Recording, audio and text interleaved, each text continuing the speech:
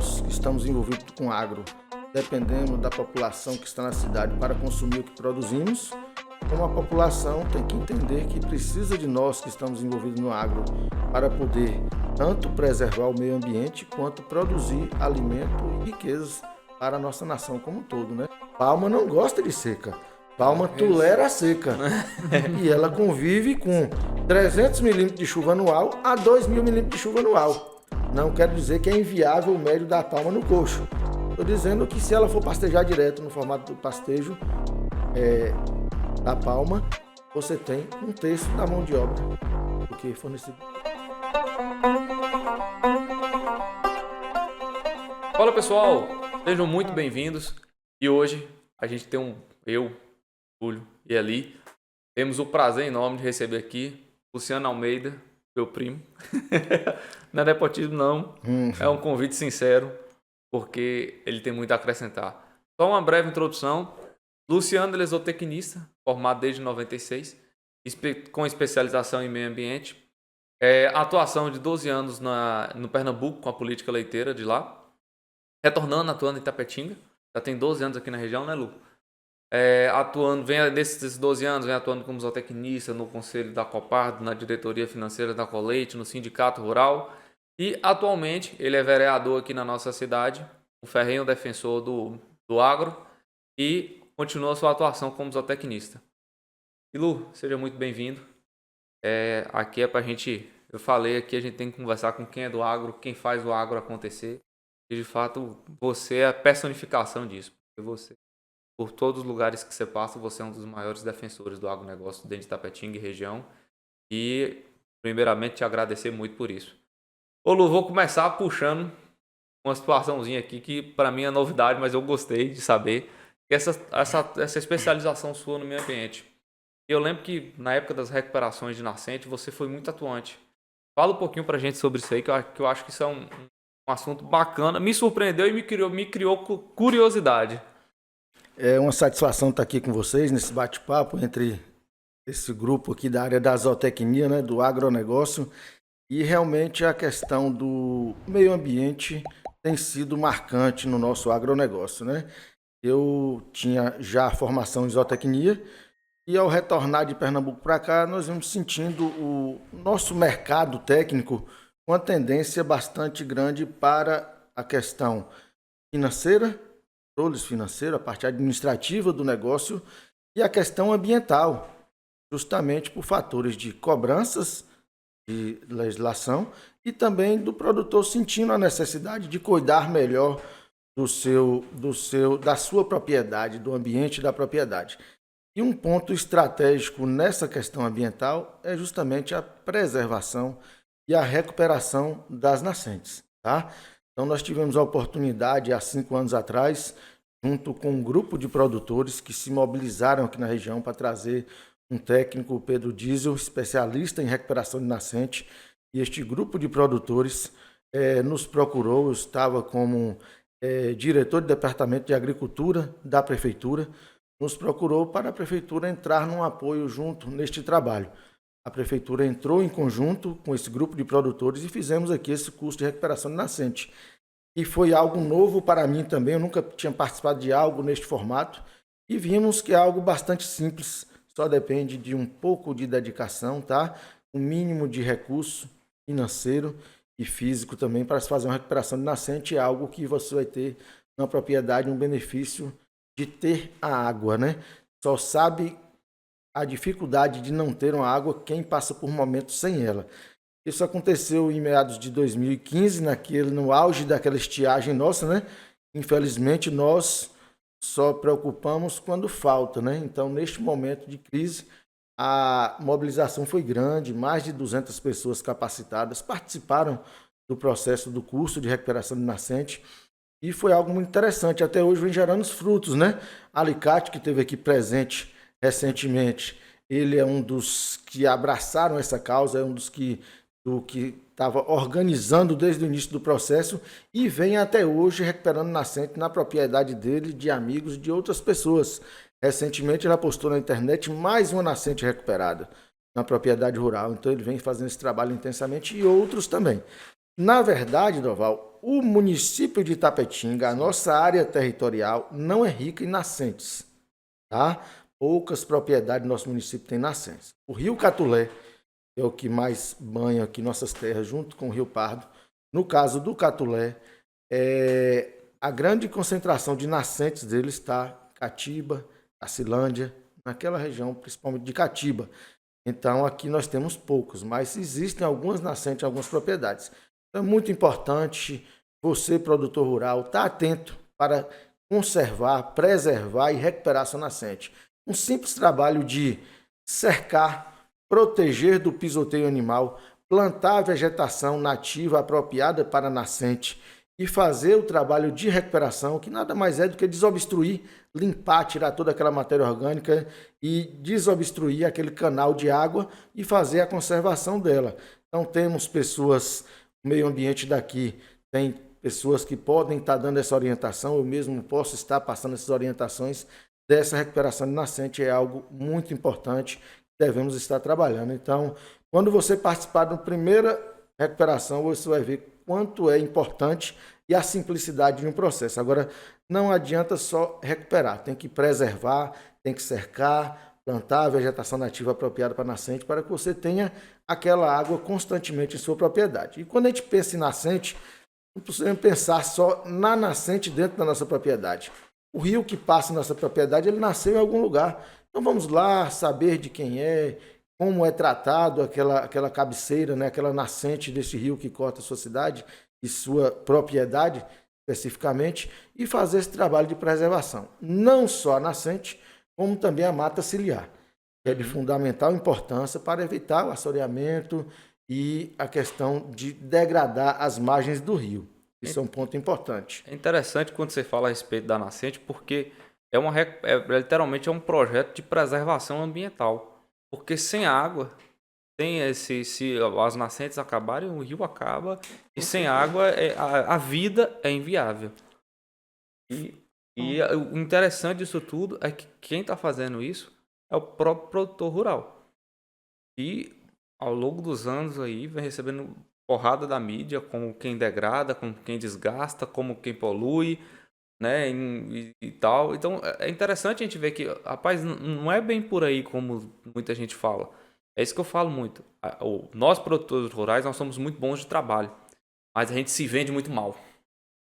A gente vende o nosso trabalho muito mal, a gente mostra muito mal o que a gente faz. E é importante a gente ter essas informações e elas estarem disponíveis, porque a gente precisa realmente procurar proteger as nascentes. Nenhum produtor rural tem intenção de acabar com a água na sua propriedade. Nenhum produtor rural tem intenção de falar assim, olha, eu vou agora pegar um rio aqui, vou desviar, eu quero que passe pela fazenda do vizinho, que eu não quero que passe mais na minha. Isso não existe, gente, pelo amor de Deus. Não é isso? Todo mundo quer água, né? Então temos que batalhar para termos a água. Já temos muita conscientização nesse trabalho, precisa ter mais. Mas algo que precisa deixar cada vez mais claro é que o produtor rural, hoje, a classe do produtor rural, ela é uma classe que preserva o meio ambiente, tá? Então, aquela imagem tida que o produtor rural degrada, que só destrói a natureza e não gera recurso e renda, é uma ideia totalmente ultrapassada. O perfil do produtor rural de hoje é um produtor que maneja bem sua pastagem, um pasto bem manejado, ele tem uma grande capacidade de retenção de carbono, um pasto bem manejado, ele evita erosão, tá? Então, o produtor rural hoje, que uma boa parte está assim, manejando bem sua pastagem, ele está cuidando, está preservando o meio ambiente e, além de preservar o meio ambiente, está produzindo alimento e produzindo receita, gerando emprego no local onde ele está inserido. Então, o agro é algo que, como o Doval falou, tem que ser melhor vendido, melhor divulgado, porque o agro não é um setor que degrada o meio ambiente. O agro é um setor que preserva o meio ambiente, desde que seja bem explorado, é o que nós estamos vendo cada vez mais frequente em nossa região, em nosso país, e gera emprego e renda e alimento para a nossa comunidade. É interessante porque, olha, aqui na propriedade tem hora que a gente tem que parar os trabalhadores para poder vir catar sacola plástica no meio da propriedade rural. Advinda do meio Advinda da cidade. da cidade. E Não é rural. não por nada, mas porque as pessoas elas têm o hábito, por essa propriedade passar na beira da pista, jogar a sacola pelo carro, tá com a sacolinha de lixo ali do carro, já abre a janela e joga lá, garrafa plástica de água, essas coisas. E tem hora que é impressionante a quantidade de lixo que a gente advindo da cidade. Na verdade, Val, a questão da conscientização da preservação ambiental é algo muito importante. Eu digo porque eu mesmo, já com meus mais de 40 anos, depois que eu participei do curso de especialização em meio ambiente, minha mente abriu para o que é a preservação ambiental. Eu mesmo, como técnico, eu tinha um perfil de técnico antes desse conhecimento do curso de especialização em meio ambiente e após essa especialização eu tenho outra visão. Tive a oportunidade, atuando no município, de dar aulas em um projeto muito interessante chamado EcoKids. É um projeto de conscientização, de orientação das crianças sobre a preservação ambiental. É impressionante a reação quando você dá um conhecimento a uma criança sobre a importância que é a preservação ambiental. Então, o que está faltando em nossa comunidade rural, urbana, na nossa sociedade, o que está faltando é a maior conscientização da sociedade da importância que é preservar o meio ambiente. Degradar o meio ambiente não é só derrubar uma árvore.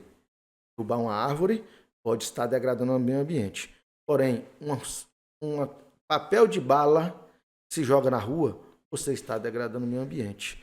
Você jogando lixo e entulho na rua, você está degradando o meio ambiente. Você jogando uma latinha de refrigerante, um saco plástico numa rodovia, você está degradando o meio ambiente. Então, não é a questão do produtor rural degradar o meio ambiente, é uma questão de conscientização para que cada cidadão tenha uma postura de ter cuidado com o meio ambiente. Então, engloba algumas coisas simples, ações simples e que ajudam a preservar o meio ambiente. Então, isto que é importante. O que está faltando é mais isso. A mídia explora tanta coisa negativa, ensina tanta besteira e não tem uma linha mais intensa da questão ambiental, da conscientização de preservar o meio ambiente, que engloba todos esses fatores. Então, isso é o que falta para que cada cidadão tenha uma maior consciência do que é a importância de preservar o seu meio ambiente.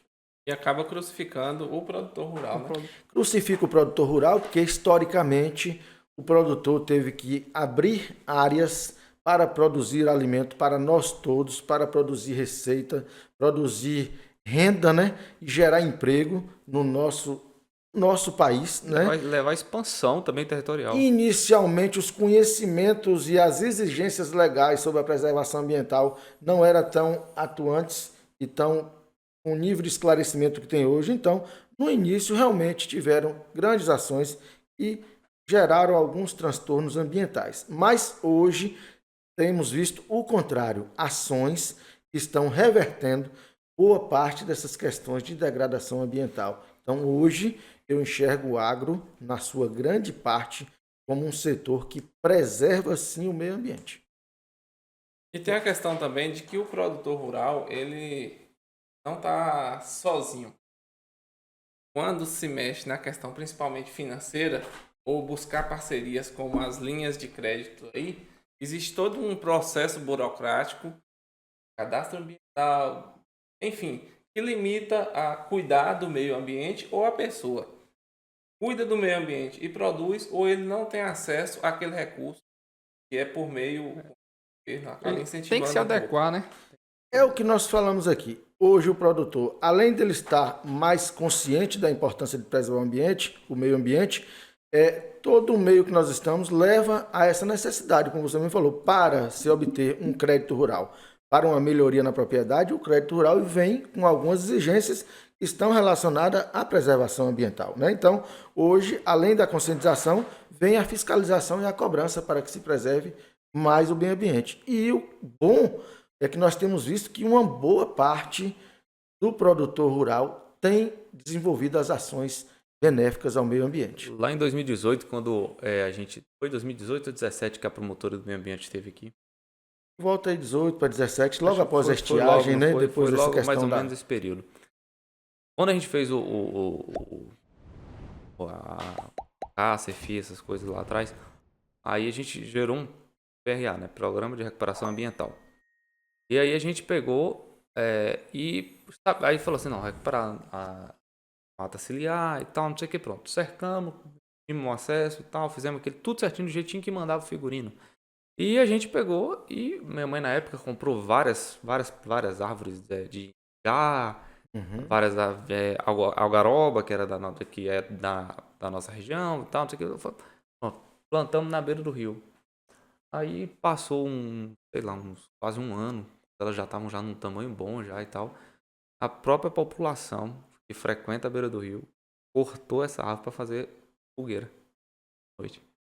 E aí a promotora estava comentando isso e eu comentei isso com ela. E assim, se a gente não tivesse se unido para poder se defender isso também, teria gerado um problema. Porque ela falou que a responsabilidade de preservar é nossa. Não era, tipo assim, meio que não é da população a responsabilidade. Falei, mas como não? Não sou eu que não fui eu que derrubei. Não fui eu que entrei ali e derrubei a árvore. Muito pelo contrário, eu cerquei do jeito que foi mandado cercar. Eu plantei do jeito que foi mandado plantar. Só que a população quer dizer, agora eu não posso ir lá. Eu também não tenho como chegar lá no cara e falar assim, ó, eu vou botar aqui agora um segurança 24 horas para poder proteger. Aí ela, na hora lá da conversa, ela até que entendeu, tanto que até hoje, graças a Deus, não gerou nenhum problema pra gente isso aí, né? Como eu lhe falei, é a conscientização da sociedade como um todo, da importância de preservar o meio ambiente. E, voltando a falar, preservar o meio ambiente não é só a questão de uma árvore. A árvore, o plantar a árvore, o conservar a árvore que já existe, é uma das ações que faz parte de uma preservação ambiental. Eu acho até engraçado, porque chega a população mesmo, choveu um pouquinho, já tem gente na rua que reclama, ah, Ave Maria, pra que tanta chuva? Não entende o quanto benéfico é a chuva, o que ajuda a preservar, até melhorar preço de carne, de De leite. produto, entendeu? Não só quer, como é que se fala? Só usa e abusa Do do agro, né? Do agro que o agro e produz. isso do que o agro produz e não agradece a.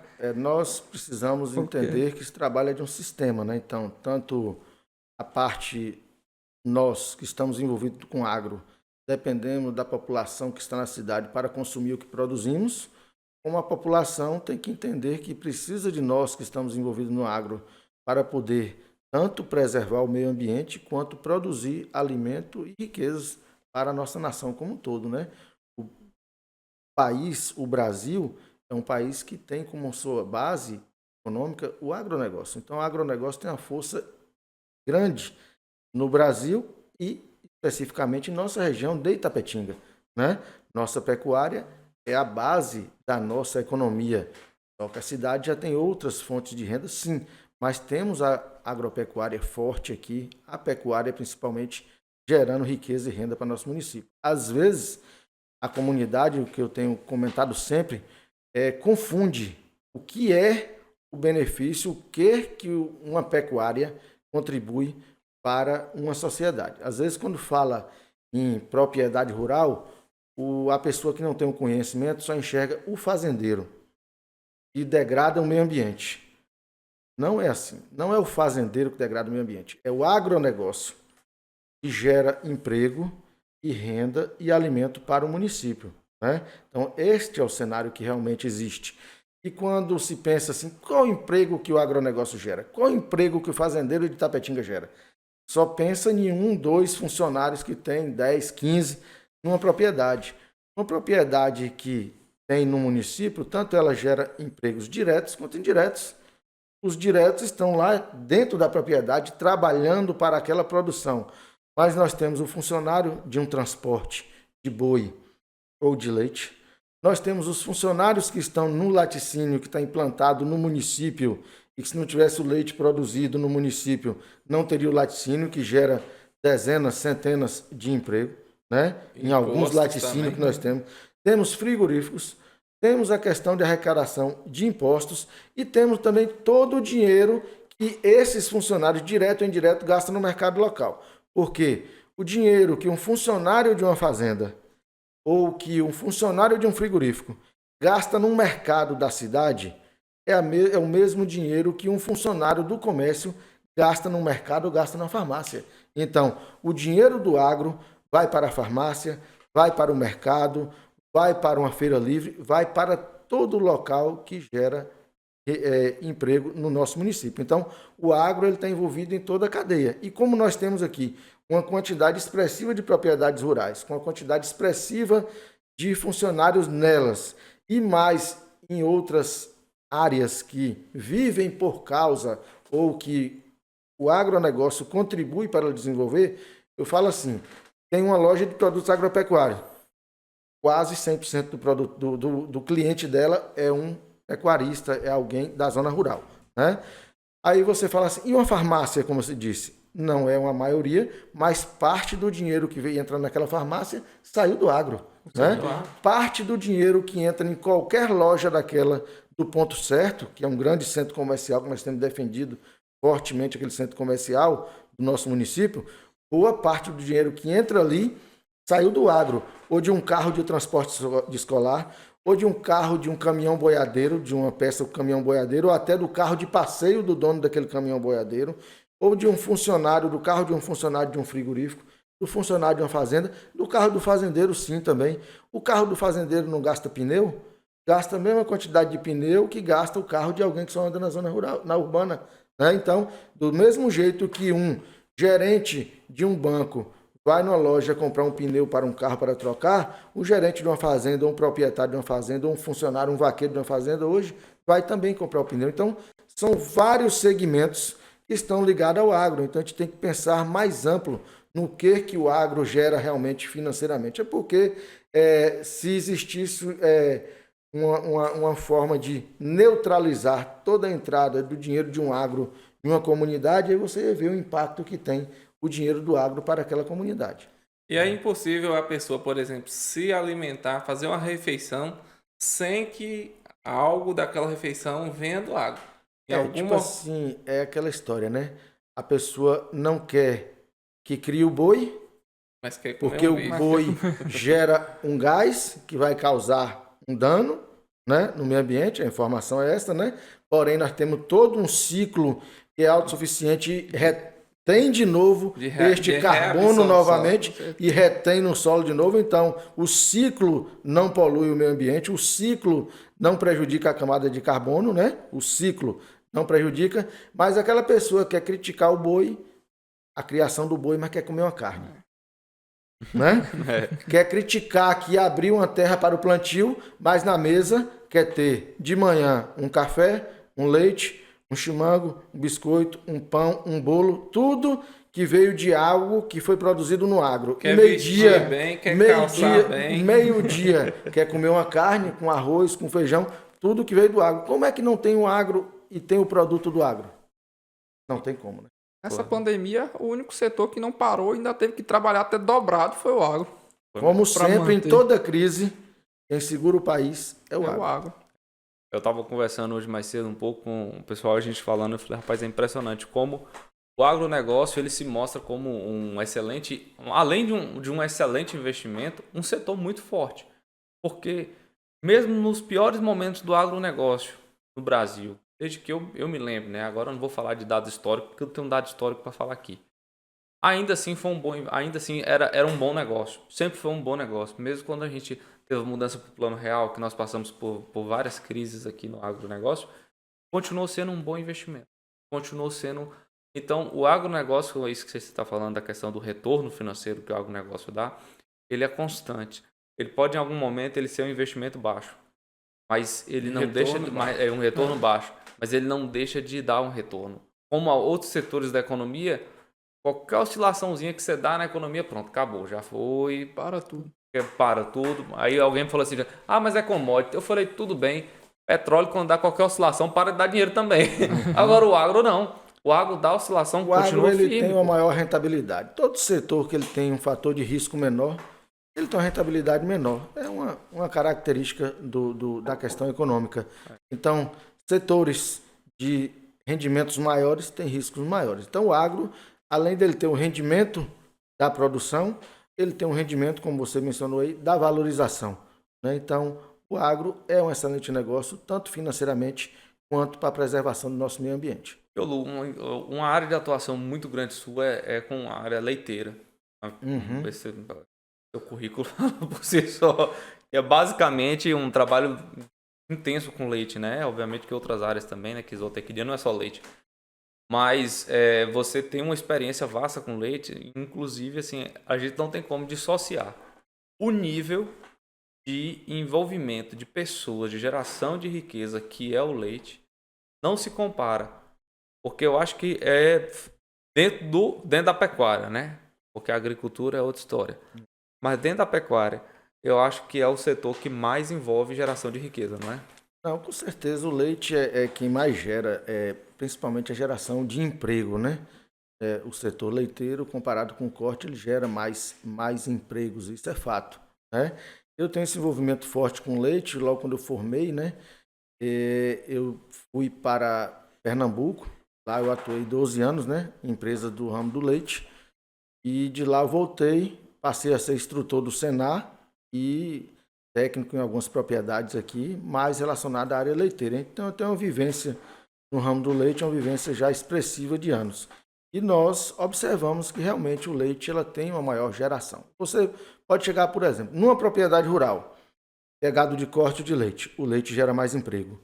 Num balcão de uma loja de produtos agropecuários, o produtor de leite, proporcionalmente ao tamanho do empreendimento dele, ele consome muito mais insumos do que o corte. Então, uma loja de produto agropecuário que tem clientes produtores de leite, ela fatura mais do que uma que tem clientes proporcionalmente ao tamanho de área daqueles produtores, Claro, né? claro. Do que o do produtor de corte. Então, nesse conjunto aí, o leite ele acaba gerando mais emprego. Falando de rendimento por área, vamos entrar nesse mérito agora. Mas de gerar mais emprego, de girar mais a economia local, o leite tem essa capacidade. Tanto que você observa cidades onde predomina o leite relacionado ao corte, você observa quando eu falo da economia local, você vê a força de uma feira local. No dia de feira, aquela cidade enche, movimenta, né? Uma cidade que a economia é leite. Então, o setor leiteiro, ele gira mais aquele dinheiro numa economia local do que o setor de corte. Fato aí. E gera mais empregos. Claro, gera. A gente fala assim que o caminhão de boi você tira uma vez por ano, né? O caminhão de leite você tira todo dia. Todo dia. Não tem jeito. Eu falo na questão do gerar emprego. A questão mais expressiva Não, é o gerar eu digo emprego, porque né? o motorista do caminhão de boi, ele vem na tua propriedade uma vez por ano, né? Uma vez por mês, vamos botar assim, né? Quem tem um cronograma legal, uma vez por mês. Uhum. O motorista de leite, ele vai todo dia quase. Exato, e a quantidade de funcionários, né? Tanto na propriedade, como eu falei, como toda a cadeia relacionada àquela produção, né? O leite gera mais. Aqui eu acho que 80% dos meus funcionários, eles são destinados ao leite. 80%. Não, fazer uma pergunta mais comparativa. Quantos por cento da quantidade de funcionários você tem hoje se essa mesma propriedade não tirasse leite, não produzisse leite? Você teria a metade dos funcionários que você tem hoje? Não. Não teria a metade dos funcionários que você tem hoje. Então, Não. assim, e por isso, se você está deixando de ganhar dinheiro com o leite, você está com o leite que você está ganhando. Claro. Então, você consegue empregar mais ganhando bem. Claro, né? claro. Então, se você está no leite é porque está rentável. Logo. E sua propriedade hoje tem o dobro ou mais do que o dobro de funcionário que teria do que se não tivesse envolvida com o setor leiteiro, né? Claro. Aí é essa característica. O volume de compra de insumo que você tem hoje mensal, você chegaria a 30% dela se você não estivesse produzindo leite? Não, de jeito nenhum. E por aí você vai fazendo os comparativos do que o setor leiteiro agrega de movimento financeiro. Tanto do gerar emprego direto quanto os indiretos. Que o insumo que você comprou produziu em algum lugar e foi comercializado em algum lugar. Ali é geração de emprego, né? E a gente não tem como falar, por exemplo, de produção leiteira sem falar de nutrição. E no semiárido brasileiro não tem como falar de nutrição sem falar de alternativas. E eu vou entrar aqui agora numa área que você é referência, não só na região, mas em todo... Acho que eu nunca te contei isso. Um dia eu estava em Salvador, aí eu conheci um médico, ele falando, eu falei, sou de Tapetinga e tal, não sei o que. Ele, rapaz, tem um cara lá que é um crânio. Eu falei, é mesmo? Ele falou, o cara entende de palma como ninguém. Aí eu falei, é mesmo? Eu cheguei e falei assim, meu Deus, Aí você falou, quem é? Aí falou, Luciano Almeida. Ele falou, falei, pois é, meu primo. Ele falou, não acredito, você tem que me apresentar. Eu falei, vai em Tapetinga, um dia que ele estiver aqui, você pode ter certeza que eu apresento. A vida da gente é interessante, é dinâmica, você vai passando por fases e, né, eu mesmo estou até um pouquinho enferrujado, porque eu estou nessa parte aí mais pública e tudo que você não está no dia a dia mais intenso, você vai ficando assim, né? Então, assim, a história da Palma, primeiro da Palma, eu conheci Palma aqui nessa propriedade, ó. Sim. Quando o seu avô, pioneiro, né? Meu tio-avô, irmão da minha avó, né? Ele era vivo, meu pai, que era afilhado dele, vinha quase todo domingo pela manhã fazer uma visita ao casal e nos trazia, né, nessa propriedade, tanta diversidade e tal. E nós víamos, assim, aquela cerca lateral que tinha palma nela, né? Era a palma miúda, naquele tempo a palma hoje mais utilizada é a miúda. E Juvino Oliveira, há décadas atrás, implantou aqui em Tapetinga por questões de não conhecer a questão nutricional da palma, utilizou de uma maneira que deu diarreia e alguns fatores, por falta de conhecimento, que o conhecimento adquirido sobre a palma é algo muito novo ali, coisa de 30 anos para cá e de 20 anos para cá mais ainda. Então você pega 30 anos para trás, o conhecimento sobre a palma, até a literatura, é muito limitada. Quando eu cheguei em Pernambuco há praticamente 20 anos atrás, até lá, e tem palma em Pernambuco, o conhecimento era pouco, estava começando a expandir, principalmente na utilização da palma. E eu conheci aqui, e sabia que palma era ornamental. Eu via no ornamental, numa cerca e tal. Quando eu cheguei em Pernambuco para trabalhar, cheguei para coordenar o departamento de assistência técnica de lá, recém-formado em zootecnia, mas lá tinha poucas pessoas no nível superior, a maioria era técnico em agropecuária, e eu entrei coordenando essa turma. Primeira propriedade que me levou foi sobre palma. A vaca comia 70% da dieta era palma, e a pessoa foi me fazendo perguntas sobre palma. Eu falei, danou-se, não conheço palma. Não conheço palma. Aí eu cheguei na empresa, aí o coordenador, né, geral falou, você pode ficar tranquilo, nós vamos dar todo o suporte. A universidade aqui, o IPA, estão fazendo uns estudos sobre a palma, você vai lá pegar as informações necessárias. Aí passei um período pesquisando, aprendendo sobre palma, na teoria e na prática, e lá em Pernambuco eu adquiri minha experiência assim, sobre o cultivo e o uso da palma. E era algo que estava sendo muita gente aprendendo naquele tempo até hoje, né? Pesquisas novas aqui sobre a palma, né? Então, assim, é algo muito novo o começar a dominar o conhecimento sobre o potencial que a palma tem. Então, conheci aqui nessa propriedade e estamos aqui hoje, mais de 30 anos depois que eu conheci a palma e mais de 20 que eu comecei a estudar a palma, falando um pouco aqui sobre a palma, né? Hoje não, Daval. Hoje você tem vários mestres na palma aí, porque a palma mostrou o potencial que ela tem, se mostrou, várias pessoas se interessaram. E a informação está aí, o conhecimento está aí para ser partilhado e para as pessoas adquirirem, né? Então hoje, graças a Deus, nós temos muitas propriedades em Tapetinga, na região, na Bahia, até expandiu bastante para Minas Gerais, tá? Plantando e utilizando a palma. A gente recebe ligação de vários locais, e-mail, mensagem, para poder dar orientações sobre a palma. Então, hoje a palma, ela, por si só, pelo potencial que ela tem, produção e resistência em conjunto, ela expandiu.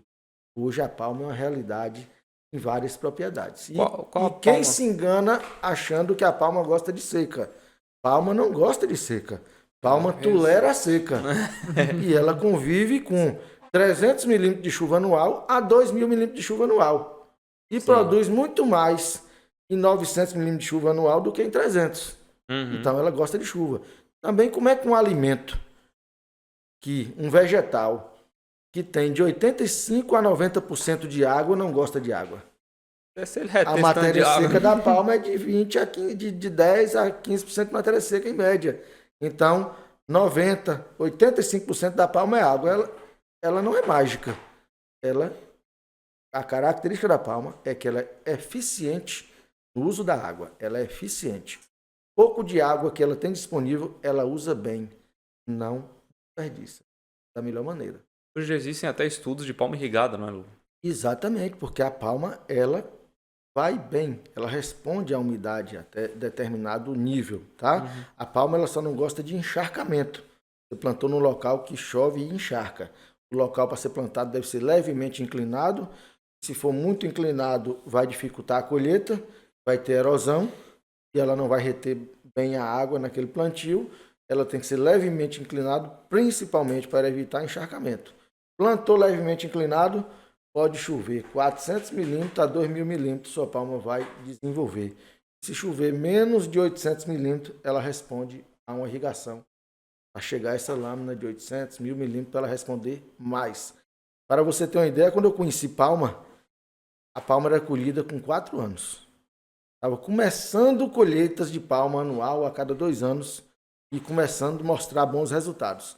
E de lá para cá vem aumentando o estande de palma. Conheci palma plantando 15 mil pés por hectare. Hoje nós plantamos 70, 80, até 200 mil pés por hectare. Mas em média 70 mil pés por hectare. Parecido com o quê? Vocês que cultivam aqui? O milho. O milho irrigado. O milho irrigado está em torno de quantas? 60 e quantas mil plantas por hectare? Então, A gente já fez essas contas algumas vezes, mas... Entre 60 e 70 mil plantas por mais ou hectare, menos 63 mil plantas por hectare aproximadamente. Então, hoje chegou à conclusão que o estande de palma, a quantidade de plantas por hectare é semelhante à do milho. Tá?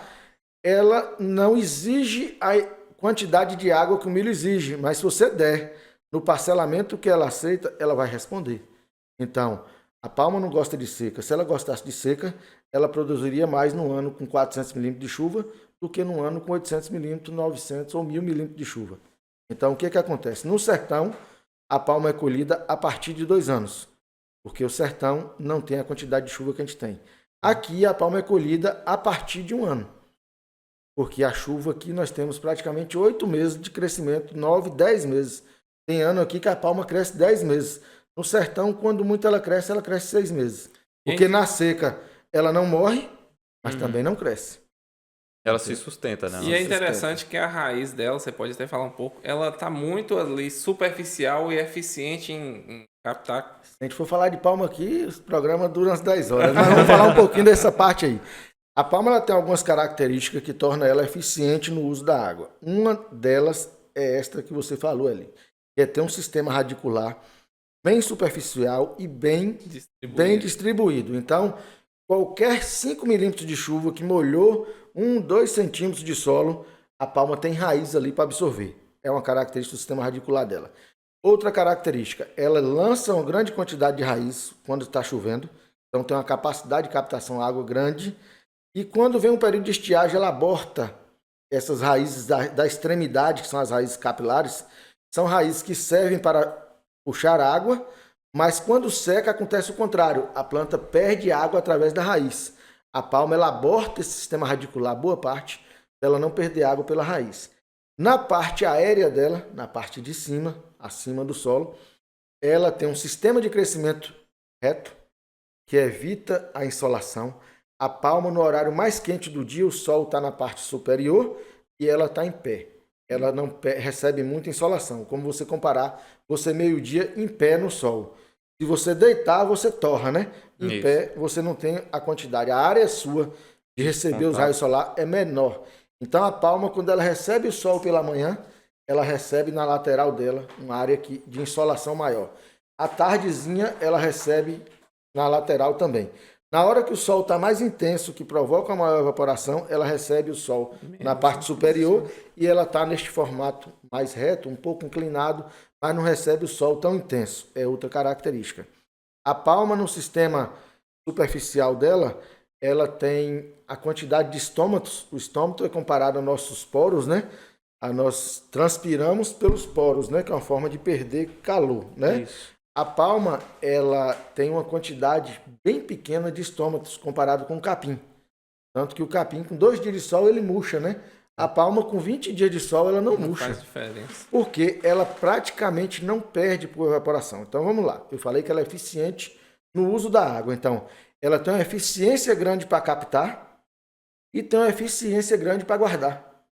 Então, outra característica dela, a quantidade mínima de estômatos que ela tem, não abre durante o dia, começa a abrir nesse horário, quando o sol começa a se pôr. Então, ela abre os estômatos à noite. Então, já tem pouco estômato e não abre durante o dia, essa água sai por onde? É como se ela fosse plastificada, não evapora. Evapora o mínimo. Correção, evapora o mínimo, por essas características. Aí, torna ela eficiência no uso da água. Então, a cada 100 milímetros de água que cai numa área de palma, ela responde como se estivesse caindo 300, 400 milímetros numa área de capim.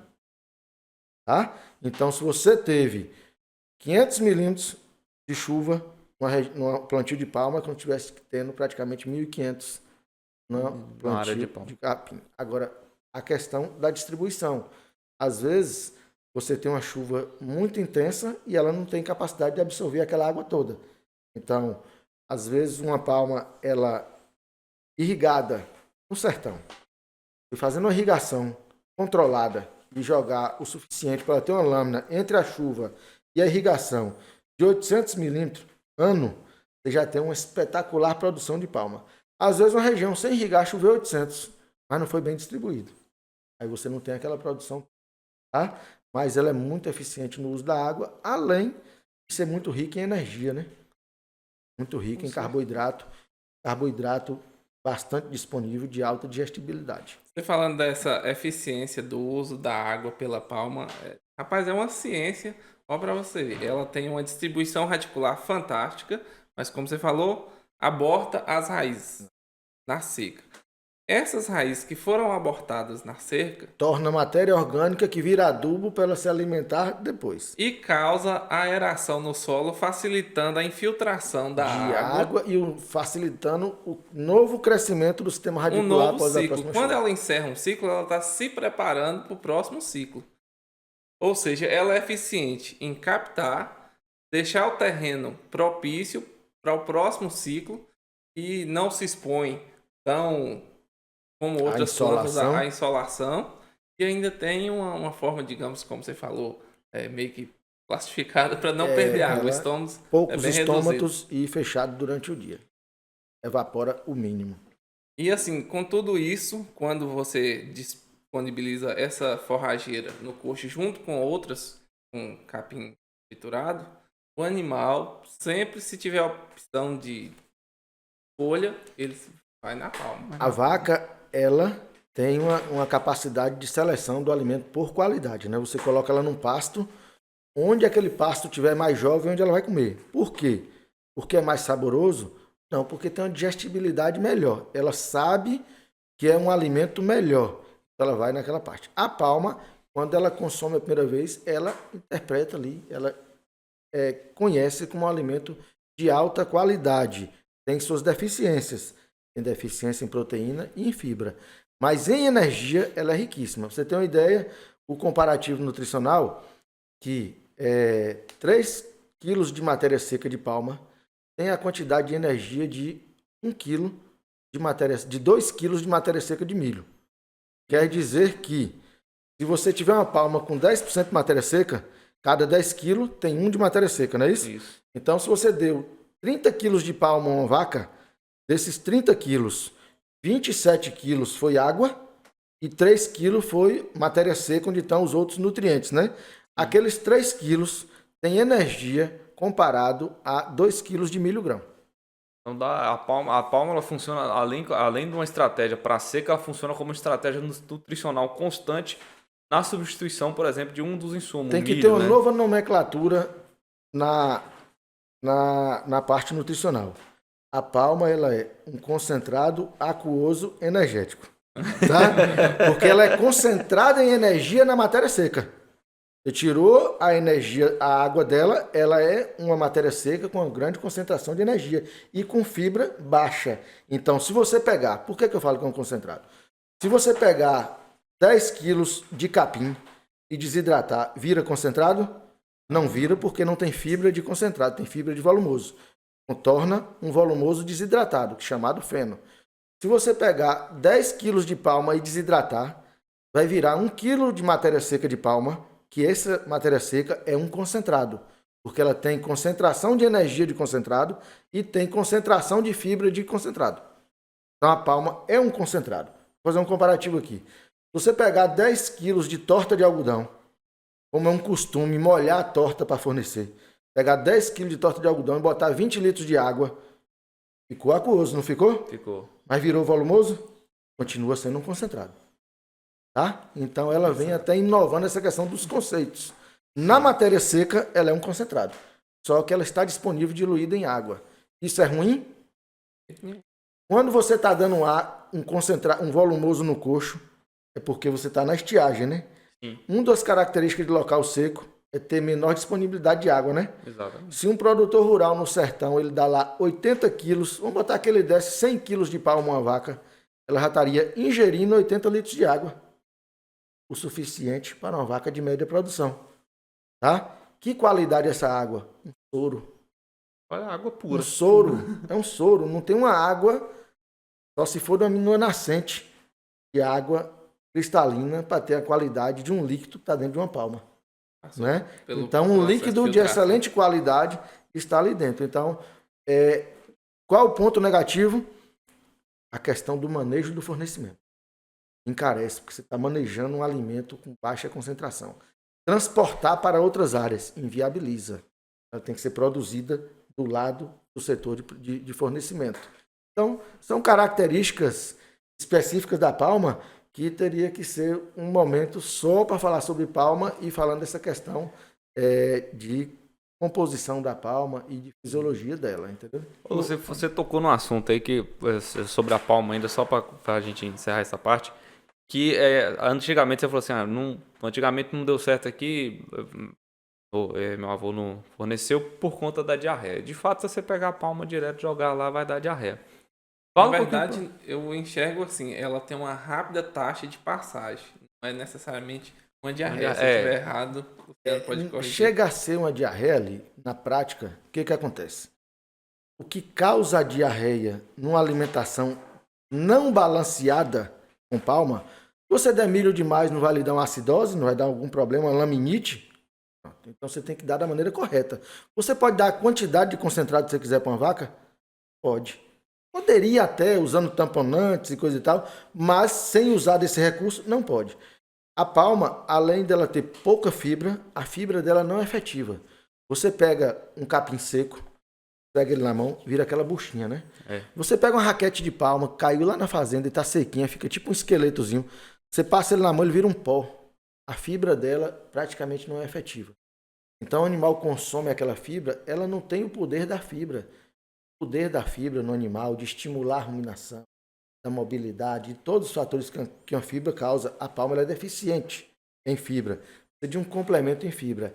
Ela também tem uma quantidade expressiva de potássio, que consumido em quantidades grandes pode estar. Então, ela é um excelente alimento e como qualquer alimento, tem que ser dado balanceado. Eu costumo dizer o seguinte, vaca nasceu para comer capim. Qualquer outra coisa que a gente dá para a vaca é invenção nossa, para aumentar a produção, para sobreviver na seca, para manter na seca, mas a comida de vaca é capim. Por quê? Você dá só capim para uma vaca e um sal mineral, né? E às vezes até sem um sal mineral ela vive e não morre. Não dá um distúrbio nutricional. Qualquer outro alimento, se você der só dele, você pode estar causando um distúrbio nutricional. Então, vaca nasceu para comer capim. Qualquer outra coisa que não for capim, nós temos que balanceá-lo para que ele entre na medida certa. Da mesma forma, a palma. E a palma associando a uma fonte de fibra. Uma fonte de fibra e uma fonte de proteína. Sendo que ela pode chegar até 70% de uma dieta. Você pode fechar uma dieta com 70% de pode palma. Chegar com 70% aí nos outros 30% você bota fibra e proteína. Aí você tem que entrar com a fibra mais efetiva, né? Dar essa palma mais parcelada em dieta total junto com essa fibra. Característica que se não tivesse essas peculiaridades nutricionais, não precisava ter um curso de zootecnia, não precisava ter isotecnista, um estudante de zootecnia aqui. Então, assim, são peculiaridades da técnica, do manejo nutricional, né? Falo brincando, mas outros colegas da área também que dominam este assunto, mas técnicos para poder estar orientando. Tem assuntos que têm baixa complexidade e outros de mais complexidade. A palma não é de alta complexidade, é de baixa. Um alimento bem versátil, bem resistente ao período de estiagem, um alimento riquíssimo e que tem uma aceitação, uma palatabilidade, um sabor muito atrativo para o animal. A vaca, você ensina ela a comer a palma um dia, no segundo, no terceiro, ela deixa qualquer alimento para comer a palma. Milho, soja, cana, silagem de milho, ela prefere a palma. A palma é o único alimento que você dando no coxo, pode chover, a vaca não para de comer ela no coxo. Tá? Ela continua comendo, volumoso. Tá dando uma cana, começou a chover, a vaca vai deixando a cana de imediato. A palma não. Pode chover, o capim chegar, crescer, ficar no porte ideal, a vaca continua comendo a palma. Por quê? A palma é tão bom quanto, tá? Desde que esteja balanceado a fibra e a proteína. Ô, Luciano, você fez um trabalho bacana com pastejo direto. Aí você poderia falar pra gente assim os resultados, o que o mais benéfico foi, os pontos negativos também desse pastejo. Júlio, o pastejo é uma das formas de fornecer a palma. Como eu falei, um dos problemas da palma, dos poucos, é a questão do custo do fornecimento. Você está manejando um alimento rico em água. Então, se você está ali na propriedade, você ia dar para uma vaca, para um rebanho, 1 tonelada de cana, em palma você precisa dar 2. Então, se aquele rebanho estava comendo 2 carroças de cana, ela vai comer 4 de palma. Tá? Então, é mais volume para ser transportado, para ser triturado, para ser colocado no coxo. Então, ela tem essa questão do custo do fornecimento, principalmente para o médio produtor. O pequeno, mão de obra familiar, ele está ali envolvido com aquela atividade, ele faz. O médio, mão de obra contratada e pouca mecanização. Então, dificulta um pouco o uso da palma, encarece para o médio. Já o grande, já tem triturador, já tem misturador de mistura total, que já tritura a palma já na roça, já vem dieta total, botou no coxo. Então, já estou lhe falando para ver onde é que se enquadra um pastejo da palma. O pastejo da palma é muito bom, mas não se enquadra em toda a propriedade. Tá? Então, a melhor opção de uso do pastejo da palma são para propriedades de médio porte. Um produtor que tem lá 2 funcionários, produz o leite, faz o manejo da fazenda, 3 funcionários, vamos botar aqui. Ele, quando começa o período da seca, precisar dar comida no coxo, ele precisa contratar mais 1 ou 2 para poder dar comida no coxo. Tá? Um produtor de uma propriedade média, que não é mecanizada, com trator, com distribuidor de ração, um funcionário, ele não alimenta 20 vacas. Ele não alimenta. Ele pode fazer de conta que alimentou. E a vaca fazer de conta que comeu e fazer de conta que vai dar o leite, né? Então, se ela precisa consumir num dia 12 quilos de matéria seca, vamos botar que você está precisando suplementar no coxo 4 quilos. Estamos falando mais para produtores e técnicos, a gente pode entrar um pouquinho nesse assunto, né? Então, ele está colocando lá 4 quilos de matéria seca, a deficiência do pasto dele, no coxo. E para ele botar 4 quilos de matéria seca em palma, ele tem que botar 40 quilos de palma. Para 20 vacas, 800 quilos de palma. Para colher, triturar e colocar. Né? Então, se for cana, da mesma forma, é uma quantidade expressiva de cana para colher, trazer, triturar. Eu falo para o produtor, para o funcionário, ir lá, colher, triturar e botar no coxo. Ele tem que ser muito bom para ele alimentar bem 20 vacas por dia. Isso encarece. A cana, uma cana no coxo não é barata, é cara. Mas compensa porque você mantém seu animal, você mantém sua produção, mantém a reprodução. E se você empatar as contas, quando vier a chuva, você ganha dinheiro. E se você não botar no coxo, você toma o prejuízo na seca e não ganha dinheiro nas águas, porque não deu tempo seu gado recuperar, sem falar naqueles que morreram durante a seca. Então, é necessário e é viável dar o volumoso no coxo. Porém, é caro. Dar cana no coxo é caro. Dar capim de corte na piê é caro no coxo. Dar palma no coxo ainda é um pouco mais caro. Porque ela está mais diluída em água. Tá? Então acaba sendo um pouco mais caro. Inviabiliza? Não. Encarece um pouco para esse produtor do porte médio. Ele tem que incrementar a mão de obra na propriedade. O grande não. Ele remaneja. Tem um grupo roçando manga, na seca vem dar comida no coxo. Né? E por aí vai. Você remaneja dentro daquela propriedade. O médio, normalmente, ele tem 1, 2 ou 3 ou 4 o suficiente para produzir, para retirar aquele leite. Né? E fazer o manejo do dia a dia. Então, quando você parte para um pastejo, surgiu o pastejo lá na propriedade da gente, nesse sentido, numa necessidade. Uma necessidade de fornecer a palma, não tinha a mão de obra e a palma tinha passado do ponto de limpar, estava muito suja. Eu botei o gado para aventurar o que acontecia. Nós colocamos o gado na palma, o gado consumiu a palma bem lá no pé. Só que quebrou muito, que ele entra na roça, a vaca é um bichinho mal educado para comer, né? Você bota a vaca numa manga, o capim, o mombaça pode estar ali quase cobrindo ela. Ela não contenta em entrar na porteira e encher a barriga na porteira, né? ela passa rodando o piquete, comendo, rodando e comendo. Isso não pode acontecer numa área de palma, porque você sai quebrando, né? Então, quando nós colocamos por necessidade, para poder fazer uma renovação da área, eu observei que depois sobrou muita palma, sem quebrar. Fiz uma poda e aguardei. Quando eu aguardei, a palma brotou ali. Aí ela brotou, eu cheguei à conclusão que a boca da vaca não tem nenhum problema. Ela comer, mastigar ali, quebrar, ficar irregular o local onde ela consumiu, comparado a um corte de facão, né? De foice, o que for, não teve diferença na brotação. Cicatrizou normalmente e brotou. Aí chegamos à conclusão que ela não aguenta o pisoteio da vaca. Onde ela caminhou, ela quebrou bastante. Aí serviu, mas o objetivo era limpar a roça e salvar aquela seca. Podei aquela palma, veio a invasora, bati o herbicida, a palma brotou normalmente. O que escapou do pisoteio brotou normalmente. É interessante, passei. No outro ano começamos a dar no coxo de novo. Tornamos a ter dificuldade com mão de obra. Uma roça que eu tinha mais perto acabou, só ficou uma mais longe, mais distante. E começou, quando a gente colocava 6 carroças por dia, só estava conseguindo colocar 2, 3 e não era suficiente. Aí eu botei o gado dentro de novo, só que em botar em área total, comecei a dividir em faixas. Vamos pensar no pastejo. Eu fiz um pastejo contínuo de palma, deu errado. Mas escapou errado porque perdeu muitos pés de palma. No ano seguinte eu fiz um pastejo em faixa. Liberei de 5 em 5 metros. Já teve um aproveitamento melhor, porque a palma, quando caía no chão, ela pisoteava, urinava, defecava em cima, já não consumia. Quando eu dividi em faixas de 5 metros por dia, ela começou a desperdiçar menos. Mas continuou pisoteando a área, porque as faixas iam avançando. Para comer a faixa do meio, ela tinha que transitar por toda a primeira faixa que foram consumidas. Então, continuou tendo muita perda de pés de palma. O stand de palma, a quantidade de pés a cada pastejo reduzia expressivamente. Não pode. Aí eu falei, vou fazer um plantio em faixa já, para a gente poder fazer o fornecimento regulando. Aí não adianta, não tem como eu demonstrar aqui, sem estar com imagens, entendeu?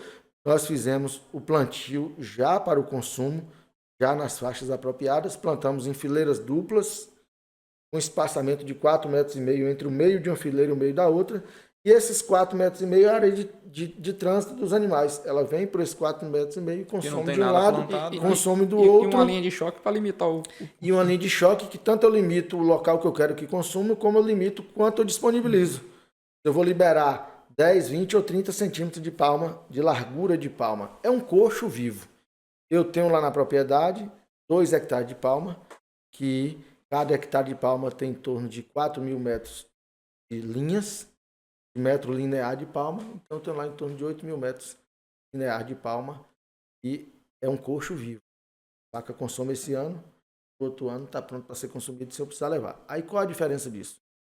Enquanto eu precisava de 2 funcionários para raçoar o rebanho, 15 minutos por dia de um funcionário, ele muda a cerca de lugar e leva o gado para pastejar. Tá? Então, no final da ordenha, o funcionário, 5 minutos ele leva o rebanho, mais 5 ele volta, no máximo mais 10 minutos ele muda a cerca de local. Tá? E é interessante frisar que você não deixa esses animais o tempo todo no pasto, né? Não, porque, como eu falei aqui agora, o conceito é de um coxo. Você, quando está dando 40 quilos de palma uma vaca por dia, você não deixa ela o dia todo no coxo para comer 40 quilos de palma. Você coloca ela no coxo, ela come os 40 quilos de palma e você solta para o local. Da mesma forma, ali é um coxo, só que no próprio pé. Então, o tempo de pastejo é o tempo que ela está arraçoada no coxo. Ô, Luciano, e teve muito problema também com doença? Podridão ou alguma coisa assim? A doença é independente do plantio para pastejo ou plantio para corte. Tá? A doença, a podridão, a doença de solo, ela pode dar tanto na área para pastejo como na área para corte. Isso aí é indiferente se é para pastejo ou para corte. A grande diferença é produtividade. Uma área plantada para pastejo, ela chega no máximo a 65% ou 70% da produção de uma área plantada para corte. Porque stand, menos plantas por hectare, um espaçamento maior. Então, se eu tenho menos planta produzindo, eu tenho menos produção. Né? Eu preciso de ter menos planta para ter mais área de circulação. Só que o que acontece? O produtor que precisaria de 1 hectare de palma ali para cortar e dar no coxo, com 2 hectares ele faz o pastejo. Qual a diferença um hectare a mais ou a menos de palma vai fazer dentro de uma propriedade rural? Então, você não pode considerar que tem uma área ociosa, porque você tem ela em qualquer outro lugar da propriedade. Poucas propriedades hoje têm 100% da área totalmente produtiva. E esse pouco espaço a mais que você usa é a mão de obra que você não necessita para a colheita. Mas é muito expressivo ali. O quilo de matéria seca de palma colocado na barriga de uma vaca via pastejo é 1/3, 30% do custo da matéria seca colocada no coxo. Através do custo. Toda a questão mão de obra. Então, a mão de obra, de quem não tem muita mecanização, é o pulo do gato. E o produtor médio, ele não tem muita mecanização. Então, como eu falo, a palma no pastejo ela é muito boa para o produtor de porte médio. Grande, ele já planta e mecaniza mesmo, vagão forrageiro, e tritura e fornece. O pequeno, com carrinho de mão ali, colhe e bota na palma. Às vezes não tem nem triturador, corta com facão mesmo. Já o médio, não quero dizer que é inviável o médio da palma no coxo. Estou dizendo que se ela for pastejar direto no formato do pastejo da palma, você tem 1/3 da mão de obra do que fornecido. Ô Luciano, e a palma existe a miúda, a orelha de elefante, gigante, entre outros. Você indica para o produtor plantar sempre vários ou escolher uma só? Palmas mais conhecidas, né? A miúda, a campeã, a gigante, a palma lisa, ou palma doce, a palma lisa ou baiana e a orelha de elefante, as mais conhecidas. A miúda é a que mais encontra e a melhor que tem. Por que melhor? Tem um potencial produtivo grande e, além de ter um potencial produtivo grande, ela vai bem na nossa condição climática e é resistente à cochonilha do carmim. Resistente, não quer dizer que não acontece. Não vai ter. Ela é resistente à cochonilha do carmim, tá? A palma gigante tem uma produtividade boa, vai melhor no sertão do que a miúda, porque ela é mais rústica, resiste mais a menos chuva, porém ela é sensível à cochonilha do carmim, certo? Aí temos na linha da palma gigante, nós temos a orelha de elefante, que ela é tipo a gigante, só que ela é resistente à cochonilha, tá? Do carmim. E temos a palma lisa ou mão de moça, que é uma palma mais semelhante à miúda, só que em tamanho maior, mas a característica é bem semelhante de composição e de parte física, né? Fora o tamanho, bem semelhante à miúda. E como o nome próprio diz, lisa, ela tem praticamente 0 de espinho. Então, é uma palma muito boa para se cortar e fornecer no coxo. É como comparar com uma cana que solta a palha ou uma cana que não solta a palha. Então, uma cana que solta a palha é muito melhor do operador ir lá e colher do que uma cana que retém aquela palha seca. Então, a palma lisa, o operador vai trabalhar muito mais satisfeito e render muito mais o serviço em trazer para o coxo. Porém, eu observei aqui na região uma produtividade em torno de 20% a 30% inferior à miúda. Eu não deixaria de plantar por isso. É só você plantar em vez de 1 hectare 1,2. Então não tem diferença. Tá? Para ter um alimento, um material muito melhor de ser colhido e ser fornecido. É muito boa a palma lisa. Para o pastejo rotacionado, só vai bem a miúda. Por quê? Como o próprio nome já diz, miúda, ela é pequena, facilita a vaca pegar, né, e consumir. Ela solta fácil do galho, tá? Então essas características dela facilitam o pastejo direto. Então só recomendo para o pastejo a palma miúda. As outras todas são boas, cada uma com sua característica. Lu, mudando um pouquinho de assunto, acho interessante a gente entrar um pouco mais nessa parte da sua vida hoje política, porque, como eu falei no início, a gente se vende muito mal. E o mais importante, eu acho que no agronegócio, é nós termos pessoas envolvidas dentro da área de política que venham defender o interesse do agronegócio. Porque é muito fácil você ter um artista fulano de tal, Beltrano, ligando na câmera do Instagram e agora pronto, passa lá 30 minutos falando um monte de besteira, um monte de mentira a respeito do agronegócio. E alguns ainda diz que estuda para falar isso. E aí a ONU tanto de besteira. vai e fala, não que eu estudei. Mas estuda é besteira. Estuda Você estudou a besteira. Você aperfeiçoar, né, A verdade dela passa a ser isso. Então, e eu gostaria que você falasse um pouco mais, porque a gente tem que ter essa defesa. Como é que tá a atuação? Fala um pouquinho pra gente dessa área.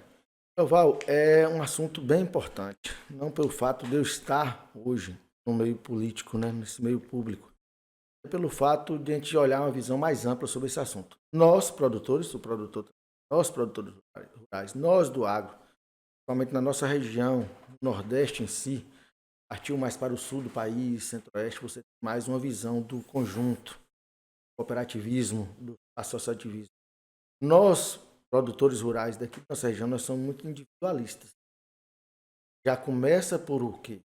Enfraquecimento de um sindicato.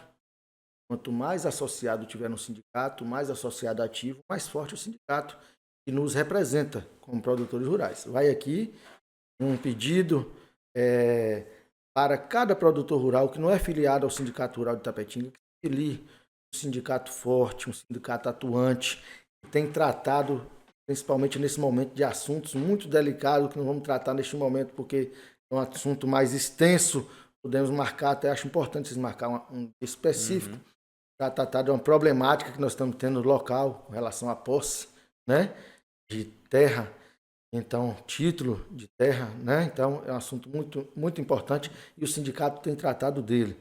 É importante estarmos firmes, então vamos nos unir mais, vamos estar mais perto do nosso sindicato rural, para o sindicato se tornar mais forte e poder atuar mais. Então, nesse sentido, o produtor tem que se unir mais, se unir em organizações como cooperativas e sindicatos, tá? Se unir 2, 3 vizinhos, 4, 5, ter união, aquela região, o produtor daquela região unido, faz as coisas em conjunto, né? Então, reunir e, ao mesmo tempo, a nossa representatividade, tá? Tudo o que acontece na questão que envolve o nosso setor produtivo passa pelo setor político, tá? Tudo passa. A política está envolvida em... Então, não adianta nós chegarmos como produtor e falar assim, não quero saber de política. Se a política está no sistema, se a política dita as coisas da maneira como vão acontecer. Então, se nós continuarmos nos omitindo a participar do processo político, não estou falando de partidarismo, estou falando da vida pública, do representante. Um político é um representante de uma comunidade. Então, se nós não participamos da escolha do nosso representante, nós não temos que reclamar daquele representante que foi escolhido por uma outra classe. Claro, óbvio. Então é muito importante a gente participar do processo de escolha dos nossos representantes, para nós termos voz ativa, para nós termos participação nas decisões no local que decide os rumos do país, decide os rumos de nossa economia, que decide os rumos de abrir ou não um processo de importação, de exportação e vários outros segmentos. Então, é muito importante o produtor se unir, estar participando, como falamos. Não precisa fazer política, não precisa fazer campanha para estar envolvido no processo político. Às vezes um apoio, estar inteirado de um assunto, tá? Dar uma opinião, falar sobre aquele assunto, já está uma formativa. A sociedade como um todo, vamos falar aqui de Itapetinga, tem algumas características, o mundo é assim, vai mudando, né? Vamos falar da política de Itapetinga, processo político. O proprietário inicial dessa propriedade que nós estamos aqui, que foi um dos pioneiros da nossa região, ele participou do processo político. Foi o primeiro prefeito de Itapetinga. O Vino Oliveira, o avô de Doval, o irmão da minha avó, foi prefeito de Itapetinga, foi o primeiro prefeito de Itapetinga, deu sua contribuição política para Itapetinga, deu sua contribuição na parte produtiva de Itapetinga, foi um pioneiro no setor rural e envolvido na política. De lá tiveram outros com envolvimentos políticos que deram sua contribuição, levando em consideração a importância do setor produtivo. Se nós não participamos do processo, nós não teremos representantes e, se não temos representantes, quem vai lutar por nós? Produtores. Então, nós precisamos participar deste processo de alguma forma. Nós precisamos deixar um pouco de ser omisso a determinadas situações. Temos que participar, nós temos que contribuir para o processo. Tá? Então, é algo que eu sinto, isso na nossa classe, um pouco de união. E quando se trata nesse processo político, não mexo com política, mas vive no processo político. Depende, não depende, mas convive com ações que têm origem no processo Não, político. mas nós Então, dependemos de decisões políticas. total. Todo É o que eu mundo falo. depende. Algumas pessoas acham que não precisa, mas precisa. O contexto como um todo precisa. A gente vive, a política faz parte do processo. Na política que estão nossos representantes. Sim. O que é que o representante faz? Toma as decisões por nós.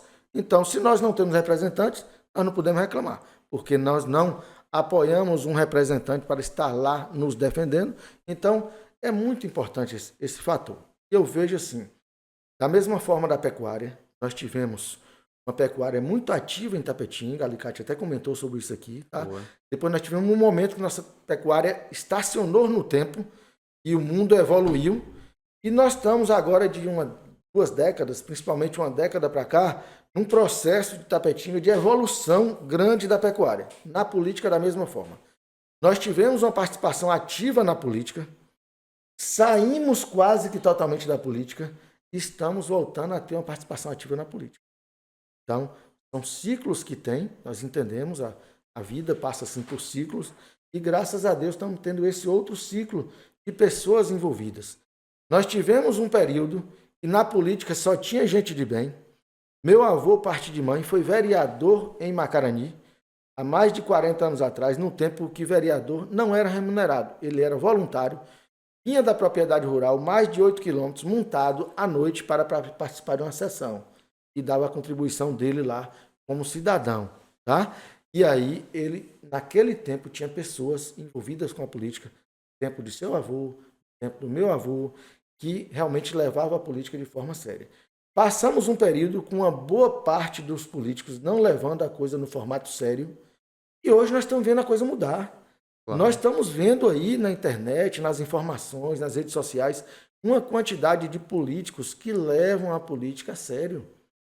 Então, isso tem que nos estimular, a gente dar cada vez mais apoio para que este grupo, este perfil de político que faz a política séria possa crescer e nos representar. Senão, o que vai acontecer é o que vinha acontecendo. Nós, sem voz ativa nenhuma, sendo um setor produtivo que banca boa parte da economia desse país e sem direito à fala. Por quê? Porque não colocamos representantes lá. Tá? A gente se absteve, Então, né? Desse... totalmente. Então, nós não podemos estar fugindo do compromisso. Certo? Então, temos que estar participando sim, participando de cooperativas, participando de sindicatos, contribuindo, estando ali reunindo, discutindo sobre o assunto e apoiando representantes que possam estar nos representando com dignidade da maneira correta, no momento certo. Então, eu vejo isso aí como muito importante. E, como eu falei, temos visto ultimamente no cenário local nomes sérios, nomes comprometidos, nome com história, envolvendo no processo político. Cada vez mais vemos na última eleição e eu imagino que em 2024 teremos muito mais opções de nomes que podem estar nos representando, tanto como cidadão como um todo, mas também como o agronegócio. Tá? Então, isso é um ponto muito importante. Nós temos que estar atentos a isso. Temos que estar atentos. Porque se não tivermos, ficaremos sem a pessoa que nos defende no momento necessário. E é interessante, é importante falar, porque o agronegócio ele representa uma parcela muito grande da economia. E se a gente não se mobilizar no intuito de elegermos representantes, pessoas que vão estar lá defendendo o nosso interesse, a gente vai ser, a gente a gente vai ser submetido a normas, a decisões, sem contar com nossa participação. Sem contar com a nossa, exatamente. Isso é muito prejudicial, porque eu vou usar um exemplo aqui que eu acho um extremo absurdo. São Paulo, segunda-feira sem carne, não se comercializa carne um dia. Como assim? O tanto de confinamento que tem dentro de São Paulo, o tanto de pessoas que dependem. É que nem a gente falar bem assim, agora é a segunda-feira sem venda de carro, viu, gente? Uhum. Sem uso de petróleo. Sem o uso de petróleo, não vai se vender sem um litro de consumo de cerveja. Sem consumo de cerveja. Aí Né? dá uma guerra. Então, tem um sábado do mês que não se pode consumir e comercializar cerveja. Né? Então, Maidoval, então assim, tratando desse assunto, você abordou este assunto aí, como você deixou claro, o objetivo aqui é o agronegócio, um bate-papo, né? técnico tratando do agro, mas, como falou, esse assunto está totalmente envolvido, o agro nele e ele no agro. Então, assim, nos candidatamos, nunca pensei em participar nem de serviço público e muito menos na política. Tive uma proposta de trabalhar no serviço público, entrei, gostei e tive a vontade de lançar o nome para poder fazer algo mais no Legislativo. Graças a Deus o nome foi bem aceito, tivemos uma votação positiva, tivemos 1.087 votos, fomos o terceiro mais bem votado dentro de Itapetinga, numa campanha limpa, sem comprar um voto, sem prometer um emprego, nós tivemos 1.087 votos em Itapetinga, o terceiro vereador mais bem votado. Estamos lá para representar. Desde a campanha e até hoje, depois de eleito, eu te digo o seguinte: alguns vereadores se intitulam assim, levantam uma bandeira. Eu sou o vereador do esporte, eu sou o vereador da saúde, eu sou o vereador da cultura. Eu não levantei nenhuma bandeira. Eu coloquei meu nome à disposição para trabalhar por Itapetinga, em todas as áreas. Tenho minha vida na parte técnica, mas tive uma experiência de 4 anos na parte pública e me direcionou muito sobre a demanda dessa parte mais urbana. E aí, eu fiz toda uma campanha ali, sem levantar uma bandeira. Eu, colocando à disposição para trabalhar por todos os interesses da comunidade. Poderia dizer que eu era o candidato do meio rural para adquirir voto do meio rural? Não. Não levantei bandeira. E chegamos lá e continuamos no mesmo formato. Não tenho uma bandeira definida. Estou lá para defender nossa comunidade. Só que, dentre essas bandeiras, tem a do agronegócio, que é algo que nós dominamos não, nós fomos criados e formados nessa área. Então, a área que a gente tem um certo conhecimento, e um grupo, uma rede de contatos de amigos, técnicos e produtores que tem outro grande conhecimento, e juntando nós temos sim um grande conhecimento sobre o agronegócio. Este grupo nosso, essa rede de contato nosso de produtores e de técnicos. Então, eu estou lá, gente, me coloco à disposição. Estou aqui para ouvir as críticas necessárias. O que é que o Luciano está precisando melhorar para ser um melhor representante também da nossa classe rural? O que é que o Luciano precisa melhorar? Está precisando melhorar tal. Estou aqui para ouvir, né? Uma grande maioria tem meu contato, estou em grande parte das redes sociais, dos grupos ligados ao agro.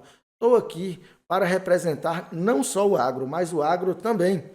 Estou lá, estou no Legislativo, estou à disposição de cada um para desenvolvermos ações relacionadas ao agronegócio. Lá nós já desenvolvemos, Doval, algumas ações de algumas indicações, como todos sabem, o vereador não tem o poder de executar. Ele está no Legislativo. Ele tem o poder de trabalhar as leis do município, fiscalizar as ações do prefeito e representar a comunidade. Tá? Desenvolvendo essa função, nós já fizemos algumas indicações para o Executivo que podem trazer grandes benefícios para o nosso agronegócio. Uma das indicações que nós fizemos foi que desenvolva um trabalho de marketing para valorizar, para divulgar a nossa carne do sol. Tá? Nós temos a carne do sol aqui de excelente qualidade e temos outros locais dominando o nome da carne do sol. Então, não falo que do mesmo formato que lá não tem que dominar, aqui também não. Nós ficarmos mais forte no nome da carne do sol de Itapetinga para a região como um todo crescer com o nome da região da carne do sol, inclusive Itapetinga. E por que não sermos o protagonista, né? Como somos na maioria, nós somos uma cidade polo, então, da mesma forma que somos no comércio de Itapetinga, é um comércio polo para que a região. A saúde de Itapetinga, do jeito que Conquista é para Itapetinga e outros Itapetinga é para as cidades aqui perto. Então, para a carne do sol também podemos ser protagonistas neste caso, tá? Então, nós temos também uma indicação para uma melhoria na questão das estradas vicinais. Fizemos um pedido ao deputado Paulo Câmara, um deputado bastante atuante, que tem atuado aqui na região, como demais outros também, né, de uma reta escavadeira para que auxilie no melhor desempenho dos equipamentos de manutenção de estradas vicinais. Tá? Fizemos uma indicação para a prefeitura para adquirir uma reta escavadeira e uma caçamba para melhorar a frota. Tá? Temos uma indicação para se conseguir uma melhora mais expressiva no acesso do distrito de Palmares, que tanto dá acesso a um distrito uma grande quantidade de moradores, como várias propriedades por ali. Então, vamos desenvolvendo ações relacionadas ao agronegócio. Estamos estudando ao máximo, nos inteirando desse assunto polêmico que está aí, sobre título de terra, sobre Sim. posse, sobre possíveis ações com relação ao direito da propriedade, tá? Temos nos aprofundado neste assunto e vamos estar em plenário lá na Câmara defendendo o direito à propriedade, tá? Sim. Tanto rural quanto urbana, estaremos defendendo. Então, gente, estou lá para representá-lo, Júlio, para representá-lo ali, para representá-lo, Doval, tanto como cidadão tapetinguense, como técnico, produtor envolvido no agronegócio. Então, gente, vamos nos unir, vamos fortalecer nosso sindicato rural, vamos fortalecer nossa cooperativa, vamos fortalecer as outras lojas da região envolvida no setor do agronegócio. Temos outras lojas com a contribuição expressiva no desenvolvimento do nosso agro. Vamos comprar no mercado do agronegócio local, tá? E vamos também ter representantes na nossa política e dar apoio a esses representantes para poder cada vez mais ter força. Luciano lá, sozinho, tem a voz de Luciano sozinho. Luciano lá, com apoio de mais pessoas, Luciano lá tem maior, a voz tem uma abrangência e um poder de convencimento maior. Então, quanto mais apoio nós tivermos, mais nós vamos poder estar lá defendendo todo o nosso setor, toda a nossa comunidade e, no caso aqui específico, ao nosso agronegócio. Claro. Esse assunto que você tocou, Lu, a gente já até está em contato com o Dida Campos, para a gente poder estar fazendo um bate-papo específico aqui sobre isso. E, inclusive, a gente está até estudando a possibilidade de fazer de uma forma ao vivo, para que até os próprios produtores possam participar tirando suas dúvidas, porque eu acho que nesse quesito desse título de posse, o que há muito é uma desinformação. Tem muita gente levando esse assunto na brincadeira, achando que é oba-oba, não é nada, mas é um assunto sério. E como você falou, faço hoje aqui, inclusive, um convite ao pessoal aí que é produtor rural da região de Itapetinga para se filiar ao sindicato, porque vai fortalecer muito as ações que o sindicato vem fazendo e vai dar condições ao sindicato de ter uma voz muito mais representativa em relação a essa situação. Não vou entrar no mérito do assunto porque realmente é um assunto muito extenso e um assunto que precisa realmente ser desenvolvido com bastante calma. Mas eu acho que tudo que você falou que é extremamente importante. E eu gostaria de fazer um adendo aqui ao que você falou, porque sim, realmente você nunca levantou nenhuma bandeira durante sua campanha, mas tem uma bandeira para mim que você sempre levantou foi na sua vida, que foi a bandeira da seriedade. Seu trabalho como técnico foi muito sério, sempre foi muito sério. O seu trabalho diante das sociedades que a gente tem aqui, da cooperativa, da sindicato rural, também foi um trabalho muito sério e deixou marca. E hoje, novamente, você vem fazer isso, e como você também teve à frente aqui da secretaria também, você fez um trabalho que realmente deixou uma marca dentro da secretaria, que hoje você tem assim virou um marco a sua passagem por lá, e tenho certeza também que essa sua passagem como vereador aqui vai virar um marco, e já está virando um marco na defesa daquilo que você acredita com a sua seriedade. E eu sempre bato nisso, eu sempre falo, comento com os meninos muito aqui, que eu faço, rapaz, Luciano é um cara muito sério, uma pessoa assim que eu confio, e que é um cara assim que eu gosto muito, porque eu sei que é sério. Eu sei que é um cara que se ele se compromete, se ele está ali à frente, se ele está envolvido em alguma coisa, ele está fazendo com seriedade. Então, parabenizo você por tudo que você vem fazendo. Eu acho que é de extrema importância. Agradeço muito sua presença aqui, sua disposição de vir aqui, de estar compartilhando um pouco da informação. Aquilo que você falou, a Palma, se a gente fosse falar da Palma, a gente não tinha que estar falando no podcast, não. A gente tinha que fazer uma aula aqui, dividida em uns 30 módulos, para a gente poder se aproximar, talvez, de um ensino que poderia ser do que a Palma é, porque realmente é um assunto muito importante. E agradeço muito também você ter vindo aqui, aberto um pouco sobre sua vida, sobre as coisas que você tem feito, sobre a sua atuação na vida pública. e convidar você para estar voltando aqui sempre que você quiser. Você, acima da questão de você ser meu primo ou qualquer coisa do tipo, ou parente, eu acredito que você é uma pessoa que tem assim um nome já muito bem consolidado. E assim, eu não poderia nunca deixar de te fazer esse convite e de novamente fazer mais um convite para você estar voltando no segundo momento para a gente conversar mais um pouco, porque tem muito assunto para a gente tratar.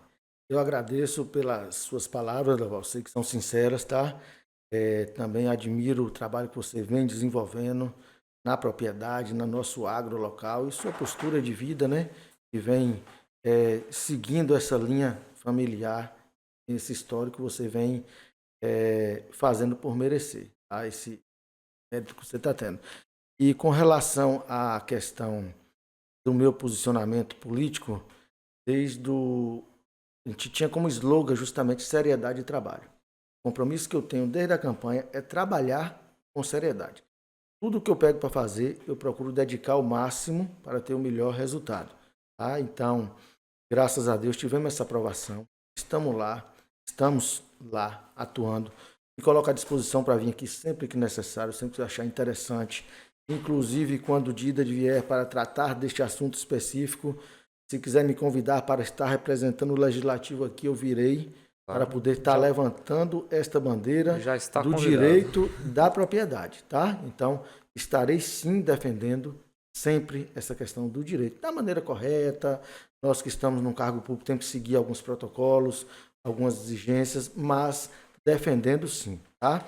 E mando um recado para o amigo produtor rural, que vocês hoje têm em Itapetinga, na Câmara de Vereadores, um vereador que lhe representa.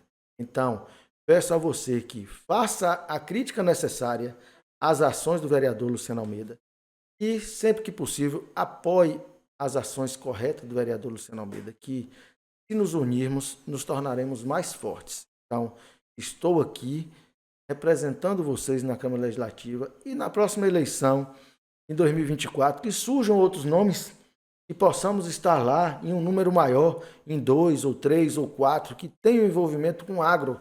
Como eu falei, não para defender só o agro, mas para defender o agro também, que na maioria das vezes não se defende o agro de forma alguma, as outras coisas e não o agro. Então, eu estou para defender as outras coisas, as outras linhas, né, de interesse da comunidade e o agro também. Então, vocês hoje têm um representante do agro na nossa Câmara de Vereadores. Então, usufruam disso, procure, cobre, critique e também apoie para a gente possa ter cada vez mais voz ativa e cada vez conseguir conquistar mais para o nosso agronegócio e para a nossa sociedade como um todo.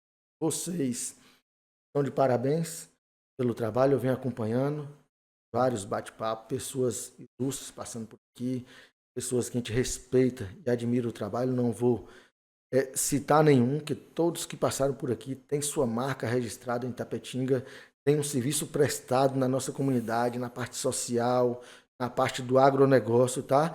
Vocês vão acabar ampliando esse bate-papo, vão acabar tendo assuntos mais amplos, né? Claro. É uma tendência, né? É uma tendência e é bom.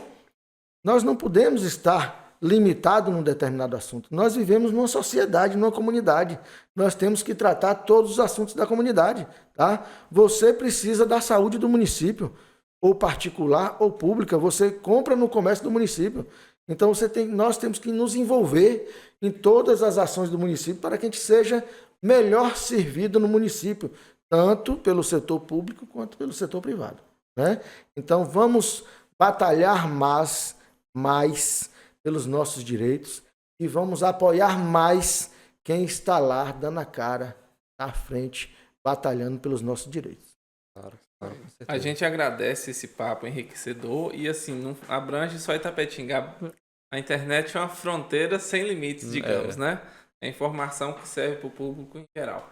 E pedir o pessoal aí que se inscreva no canal, deixe aquele like, nos siga nas redes sociais e tem muito conteúdo bom aí por vir aí. Comente, deixe sua opinião, porque é muito importante para a melhoria do programa, né? Valeu, pessoal. Muito obrigado. Até semana que vem. Um abraço. Tchau, tchau.